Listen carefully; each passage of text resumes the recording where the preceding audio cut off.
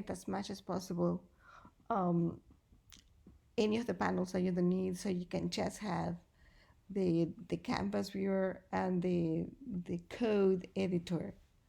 Um, um, Now let's play with the show you how to link up the actual um, button roll. Um, so the first thing we're going to do is link up the leftmost image, and I am going to hold down the control button, click and drag, so that you see the blue line appearing on your view control. Now you can drop it pretty much just below the line that says class view controller, view controller. And then it has this little pop-up and ask you what kind of connection do you want to make. And we want to just check that the connection type is an outlet, and the name that we're going to give is it is going to be called dice image view 1, and the type of the UI element is of course an UI image view.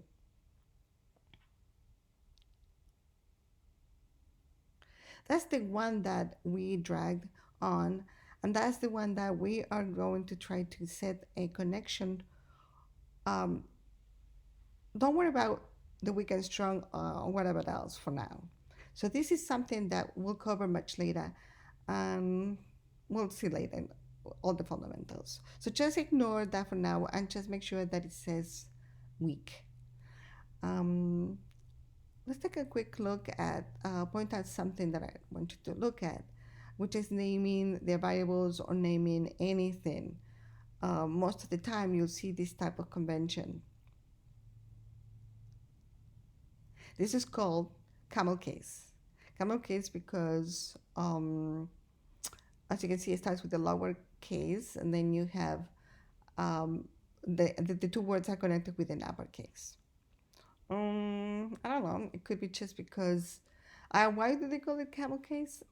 Uh, I guess it's because the head is lower than the rest of the other words. I don't know. Whatever.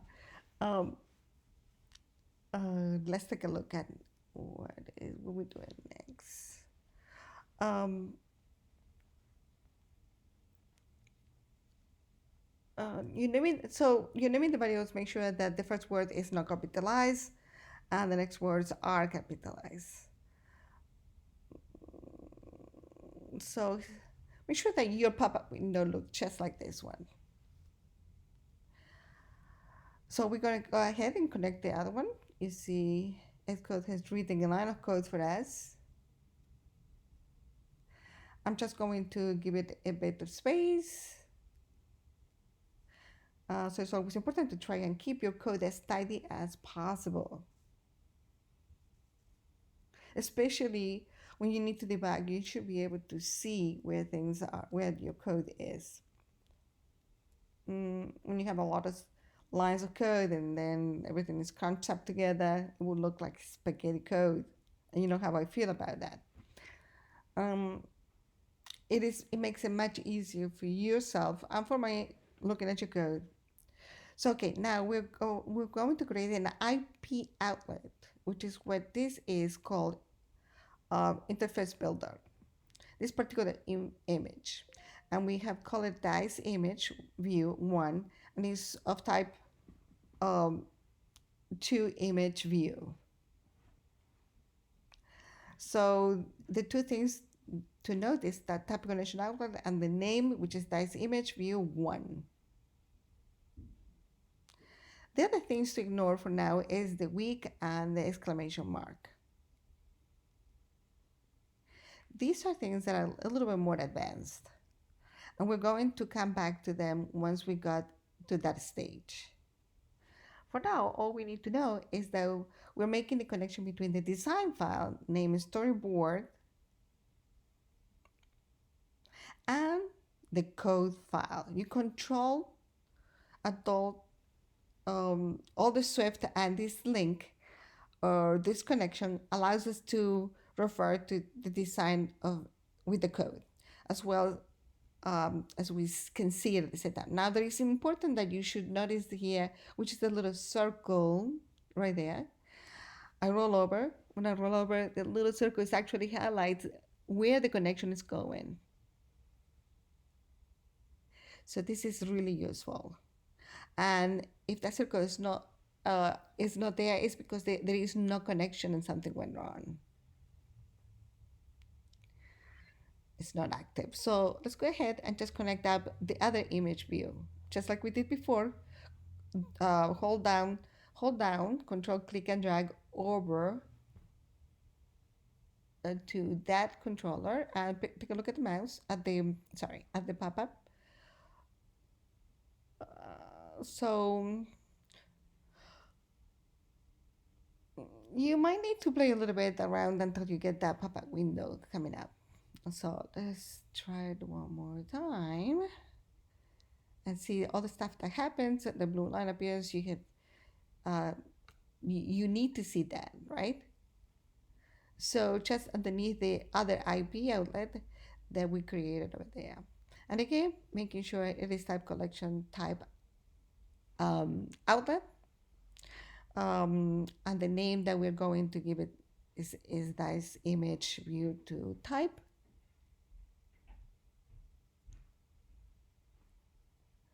Um, Still weak. And go ahead and click and connect. We have two, we, two outlet setups. Now, we're going to set up the button. This is a little bit different because instead of being an outlet, which is what we did before, now it's going to change the appearance of an UI element using interface, those two images.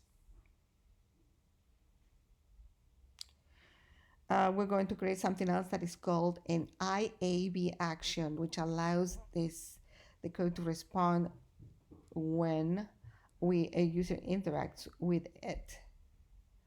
So same as we did before, hold down, control clicking and dragging.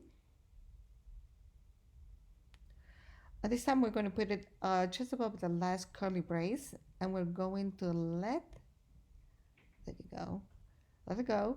So we're going to change the connection type from outlet to action, and then we're going to give it um, a name called roll button pressed. We're going to change the type from any object to UI button, and the event is touch up inside. Now there are various ways that the user can interact with it. Take a look at this. The touch up inside is the most commonly used. And don't worry about all the other stuff. We're going to learn little by little as we go. So once you chose the touch up inside, let it go.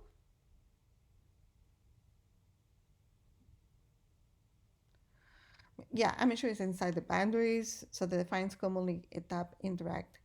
Now there is another way that you can interact. For example, touch drag outside, which means that you tap the button and you have drawn your fingers outside.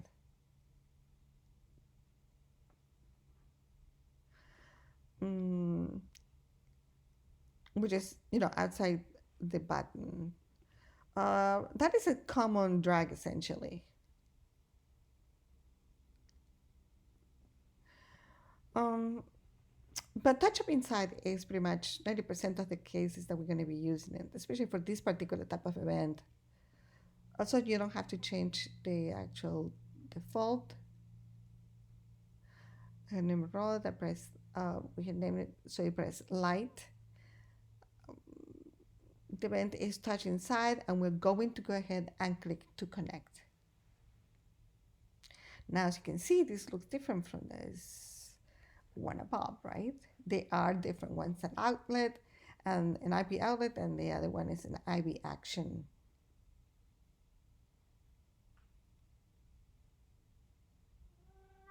Take a look at the code over there and take a look at the fact that as we press that, we should be able to see that.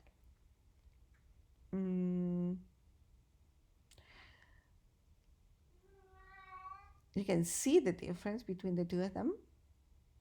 These curly braces now in programming are what we call blocks that gets executed inside whatever's inside the block. So these two curly braces are essentially defining what should happen when the roll button is pressed. This is the start of what will happen, and this is the end of what will happen. So we have a body over there. So um, it should be all the code inside these two curly braces. So each of those blocks of codes, each just are all inside the curly braces. You have blocks of codes between the curly braces, right? So keep that in mind at all times. Is that's when you're creating um, blocks of instructions that will be executed when that function actually is being called. So we're looking to see some things that happen in synchrony. So basically setting up the IV outlets and um, there we go. We're going to put them inside my action function. So here we have, pay attention how the code now is changing.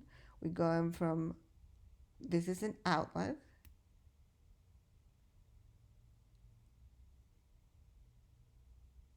Hold on a minute. So let's take a look at, so now we're going to change the appearance of the images, and we need to make sure that the button, it knows about that. So we have to connect the two of them, the images to the button, an outlet to an action. Um, so you're probably wondering what the heck we're doing, but you just have to be a little patient. We're going to be doing this, uh, several times eventually you will understand. The next part, we're going to talk about a little bit more about what is it that we're going to put into that action button. There are some things in there that you need to know for those images to actually change. Okie dokie?